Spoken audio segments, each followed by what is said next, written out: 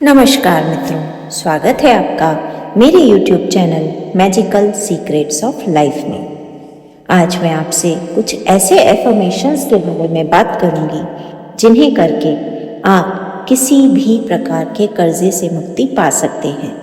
क्या है ये एफर्मेशंस, किस तरह से इन्हें करना है और क्या है इन एफर्मेशंस को करने के फायदे, ये सभी कुछ विस्तार से जानने के लिए कृपया वीडियो में अंत तक बने रहें। साथ ही यदि आप मेरे चैनल पर नए हैं और अब तक चैनल को लाइक, शेयर और सब्सक्राइब नहीं किया है तो प्लीज़ चैनल को लाइक, शेयर और सब्सक्राइब करें तथा बेल आइकन को ज़रूर प्रेस करें जिससे कि मेरे लेटेस्ट वीडियोस तुरंत आप तक पहुंच सकें। मित्रों, आज के दौर में सब कुछ लोन लेकर खरीदा जा सकता है।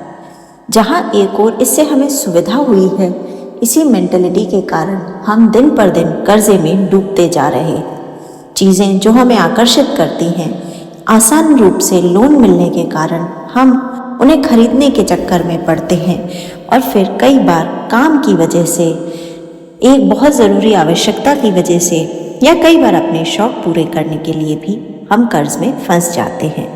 यदि आप भी इसी प्रकार से किसी भी कारण कर्ज में डूबे हुए हैं तो आज मैं आपसे कुछ एफर्मेशंस के बारे में बात करूंगी जिन्हें रोज़ प्रैक्टिस करने से आप कर्जे से मुक्ति पा सकते हैं। सबसे पहले, अगर आपके ऊपर कोई कर्जा है तो कुछ स्टेप्स मैं आपके साथ शेयर कर रही हूँ जिन्हें फॉलो करके आप धीरे धीरे EMI पर जीने की इस आदत से निजात पा सकते हैं। सबसे पहले तो अब आप ये ठान लीजिए कि आपको EMI पर लोन लेकर कुछ भी नहीं खरीदना है। आपको अपनी इस आदत पर रोक लगानी होगी। यदि आप कुछ नहीं खरीदते हैं, आपकी कोई पर्सनल ज़रूरत है जिसे पूरा करने के लिए आपको लोन की ज़रूरत है, तब भी कोशिश कीजिए कि आप किसी भी EMI या लोन के चक्कर में ना पड़ें। उसके बजाय कोई ऑल्टरनेट देखें। अब तक जो हो चुका है उसे हम नहीं संभाल सकते, लेकिन आगे जो होने वाला है उसकी फिक्र हमें करनी होगी। दूसरा स्टेप है बजटिंग।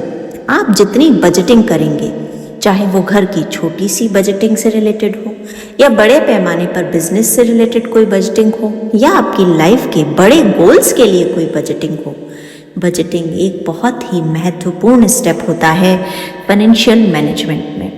बजटिंग के बिना हम कुछ भी अचीव नहीं कर सकते। बजटिंग हमें हमारी स्ट्रेंथ और वीकनेस बताता है कि हमें कहाँ सेविंग करनी चाहिए, कहाँ ज़रूरत के हिसाब से अपनी प्रायोरिटीज़ बना के हम खर्चा कर सकते हैं।